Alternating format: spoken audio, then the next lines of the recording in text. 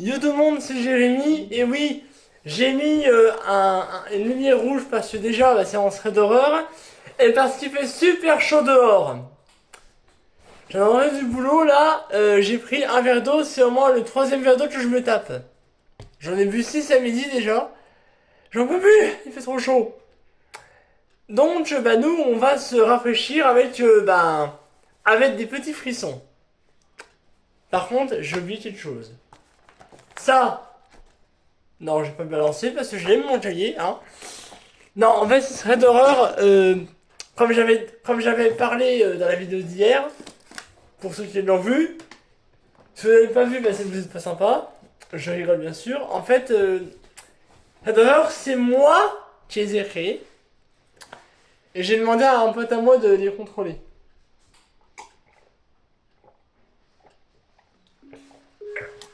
Alors oui, la lampe LED, vous l'avez jamais vu allumer. Mais vu que ma guirlande elle est chez mes parents et je vais pas la ramener ici, ma guirlande, parce que sinon je rencontre pas de délire pour l'installer. Quoi? Qu'est-ce que vous avez? Donc, hop. Oui, excusez-moi, ça prend un peu de temps.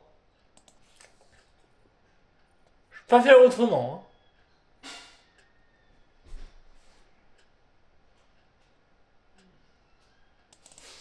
Attends, je ferai la météo pour demain si vous voulez. Demain il fera très chaud et vous crèverez, voilà. Ça va comme météo. Je vous jure, ils m'ont donné 23 degrés. On a fait 40 degrés dehors. Donc s'il fait 28 vendredi, non, il fera 50 degrés.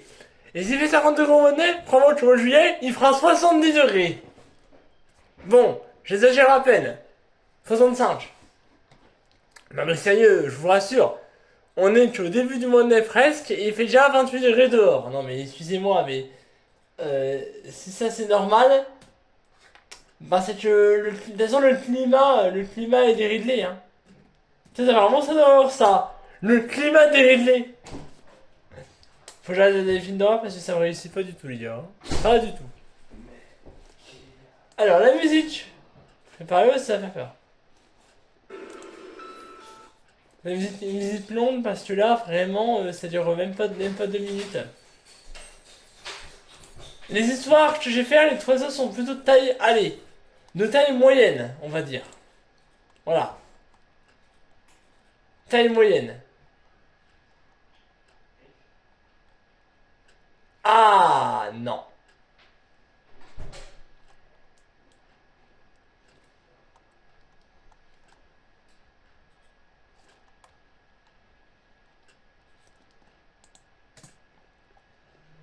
Voilà. 1 heure.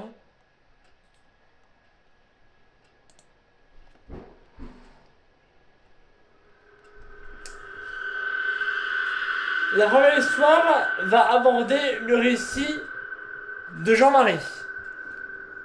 Jean-Marie est professeur de maths dans un collège. Il a une classe de 6ème, la 6ème 1, la 5ème 2, les 2ème 3 et 4 et les 3ème 5 et 6. Dans l'ordre. Jean-Marie commence sa nouvelle année.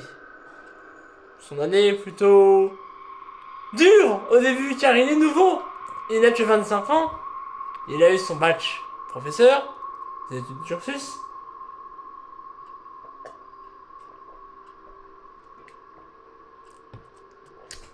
Sa classe où il est professeur est la classe de 6ème 1. Du coup, le premier jour, il a sa classe de 6ème 1. Bon, une classe plutôt calme. 5ème 2, une classe plutôt bruyante, mais hyper gentille et calme. 4ème 3, très bruyant et très chiante. 4ème 4, plutôt calme, mais un élève fait le bordel. Bon, ça après, sur un élève sur 22, ça va. 3ème 5, classe extrêmement bruyante, mais il travaille bien. Et là, on va passer sur la 3ème 6. Cette classe est composée de 26 élèves Et cette classe paraît étrange. Car sur les 26 élèves, la moitié, dont 13 élèves, sont tout le temps habillés en noir. Ils ont toujours des vêtements noirs sur eux. Les cheveux sont également très noirs et leurs yeux sont également très noirs. Le prof n'ose même pas les regarder. Quand il interroge un élève qui a les yeux noirs, il regarde soit à droite, soit à gauche, soit en haut, soit en bas. Vers le dernier jour des vacances avant les vacances d'Halloween, un élève manque à l'appel.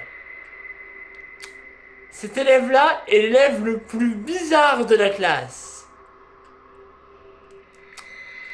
Bon, le prof n'est pas très content parce que l'élève a dit qu'il serait là pour le jour des vacances.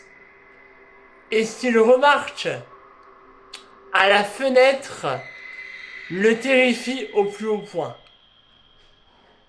Il tourne dans sa tête et voit que son élève manquant à l'appel est accroché à la fenêtre. Mais il n'est pas accroché comme ça, il est collé en mode étoile de mer contre la fenêtre. Puis, l'élève avance son visage et le fixe. Il ne cligne même pas des yeux. Les élèves qui sont assis semblent comme morts. Ils sont tous couchés sur leur table, les yeux clos, et ne bougent pas d'un millimètre. Alors du coup, le prof commence à appeler le directeur, clairement. Il flippe sa race, il se pisse dessus même, limite. Et le proviseur arrive. Mais il fait en mode, ouais, c'est quoi le problème? Il arrive avec les yeux, avec des larmes de sang, et s'écroule sur le sol. Le proviseur, plutôt le directeur, se retrouve à terre avec un couteau planté dans le dos. Jean-Marie flippe à mort. Il se demande ce qui se passe.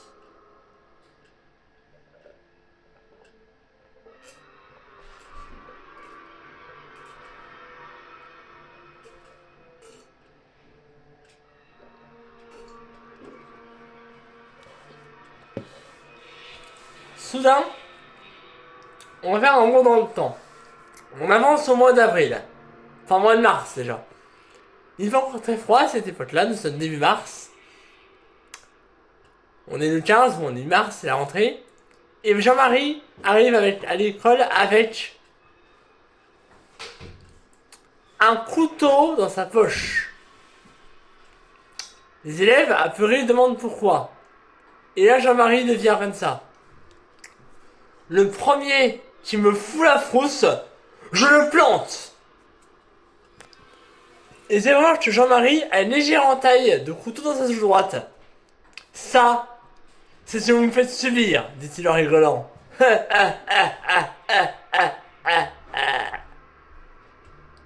Et là, tous les élèves sont comme morts. Sauf un. L'élève qui est absent le regarde terrifié et dit: moi, tu ne me tueras pas. Essaye de t'approcher de moi et tu ne me tueras pas. Je pense que tu veux que je continue. Alors très bien. Je vais continuer. Mais je continuerai jusqu'à la fin de l'année. L'histoire s'arrête ici. Est-ce que vous avez compris ce que veut dire l'élève? En fait, si vous voulez, depuis que l'élève l'a regardé sous yeux noirs, en fait, l'élève possède l'âme du prof, en fait. Quand il dit à la fin de l'histoire, tu ne me rends pas et je continuerai, en gros, il va continuer à posséder le prof jusqu'à la fin de l'année. Car vu qu'en fait, il fait des menaces, en fait, l'élève qui est absent le jour des vacances possède le prof et quand il dit tu ne me rends pas, je continuerai, je viens te posséder. On passe à la deuxième histoire. qui est un peu plus courte. La deuxième elle est assez courte, la troisième elle est pareille que la première. Avant dans le récit de Marie. Marie a 14 ans au moment des faits. C'est une histoire chez fictif. Marie est rendue à la télé, ses parents ne sont pas là. Elle est fille unique, donc du coup elle fait ça à la maison. Aujourd'hui, t'as la voisine qui a deux maisons pour autre chose. Ça veut dire il y a une maison là, deux maisons où il n'y a personne, deux maisons où il n'y a personne, et il y a une maison au bout où il y a la voisine. Déjà, dans le même elle remarque que dans sa rue, il y a un homme qui fait des allées-venues, comme ça, aller-retour. L'homme, ça doit environ une quarantaine, il a les cheveux qui lui arrivent ici, un peu au carré, mais un peu plus bas. Il a une barbe un peu comme la mienne, mais qui tombe un petit peu plus basse. Et il a des lunettes carrées. Bon, c'est un jeu, c'est un peu Jeffrey Dahmer, mais en cheveux longs et en barbe, voilà. Et l'homme regarde la maison de Marie, à chaque fois qu'il passe devant, en fait, bon, imaginez pour toi c'est la maison de Marie. Quand il passe devant la maison, il fait comme ça.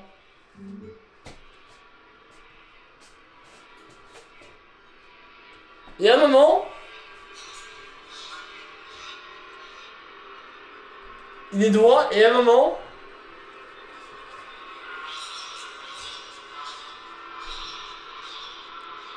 il se penche comme ça en angle droit et il sourit. Et d'un moment, elle entend ça.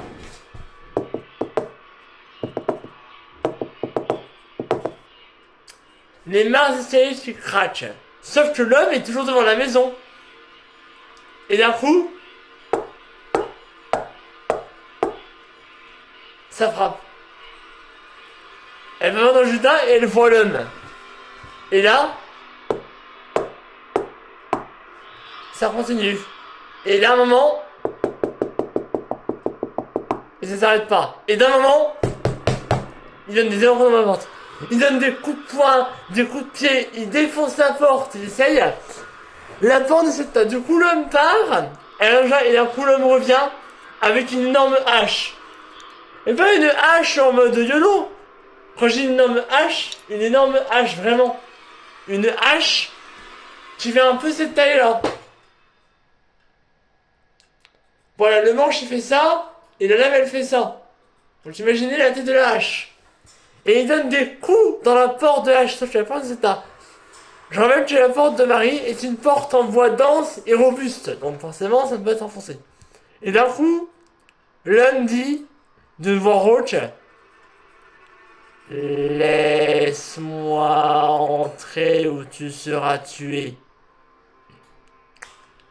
Nous nous arrêtons ici. Donc en gros, en fait, Marie elle est foutue parce que la porte va céder à un moment donné, mais elle sera tuée d'un moment. Dernière histoire, j'ai regardé la première personne. Parce que c'est plus immersif. Bonjour, je m'appelle Luca et j'ai 5 ans. Je suis encore un enfant. Mais ce que m'a raconté ma mère, 10 ans plus tard, m'a terrifié. J'ai 15 ans maintenant. Mais même si ma mère, quand j'avais 5 ans, je l'ai appris à 2 jours par ma mère. À 5 ans, j'étais un enfant. J'étais un enfant trouillard. Moins de choses me faisaient peur. Et j'avais également peur du noir. Et cette histoire, vous la connaissez sûrement. Pour ceux qui ont eu des peurs d'enfants, vous connaissez cette histoire. Étant petit, j'avais peur du noir. Pour moi, dans le noir de ma chambre, il y avait des monstres. Des monstres qui résidaient chez moi, dans ma chambre, qui me regardaient dormir, qui attendent que je me réveille pour attaquer. Chaque fois que je voyais un monstre, je criais. Toutes les nuits, je criais. J'étais paralysé. Donc là, on parle même de paralysie de sommeil. Mais des fois, je peux bouger. Si je criais. Je bougeais dans mon lit pour me débattre du monstre qui me touchait. J'avais peur du noir. Maintenant, étant ado, j'ai arrêté d'avoir peur de ces monstres. Mais je sens que même vous adultes, ces monstres, vous les voyez encore. Alors du coup, la nuit que j'ai arrivé quand à 5 ans m'a terrifié. J'ai vu un visage dans le fond de ma chambre. Je pouvais bouger. J'étais pas paralysé. Et ce monstre ressemblait à un monstre avec des dents pointues. Des dents qui sortaient de sa bouche, qui arrivaient juste au nombril. Ses dents étaient jaunes, rouges, limite orange. Comme si c'était du sang séché sur ses dents. Il a ouvert sa bouche en grand. Ses dents touchaient limite ses orteils. Et il a collé son visage au mien. Avec sa bouche grande ouverte. Et un jour, il m'a terrifié.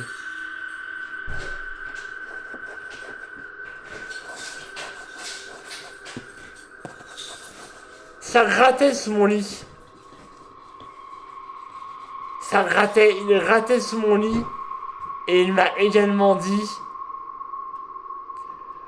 Je te vois. Je vais te dévorer. Moi, apeuré, j'ai crié. Ma mère est arrivée et le monstre a tapé sur mon bureau. Je vais te bouffer la prochaine nuit. Oui, ma voix effrayante n'est pas très au point, je sais.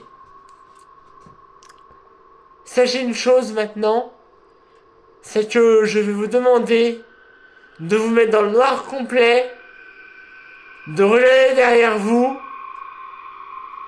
en vous remettant dans votre âme d'enfant et en regardant derrière vous, regardez derrière vous et essayez de ne pas crier. Cette nuit, à minuit, mettez-vous dans le noir complet, regardez autour de vous, avec votre âme d'enfant et essayez de ne pas crier et vous verrez que les monstres résident encore autour de vous. C'est le défi. Car cette nuit-là, j'ai regardé autour de moi avec mon âme d'enfant et j'ai encore vu ces monstres.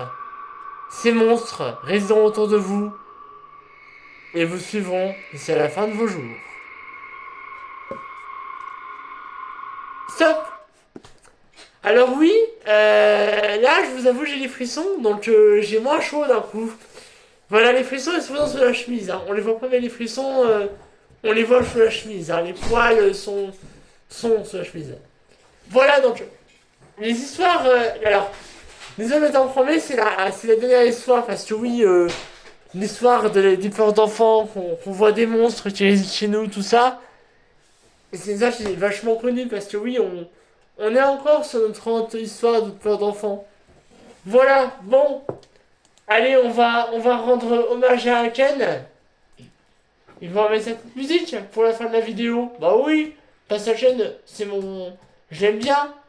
Donc du coup, bah, on va mettre sa musique à Ken. Et je vous laisse avec la musique de Ken. Merci à Ken d'avoir cette musique-là. J'en ai pas, désolé, hein. C'est juste pour rendre hommage à Ken. Sur ce, passez une bonne fin de journée. Et à la prochaine. Sûrement à demain. Bye.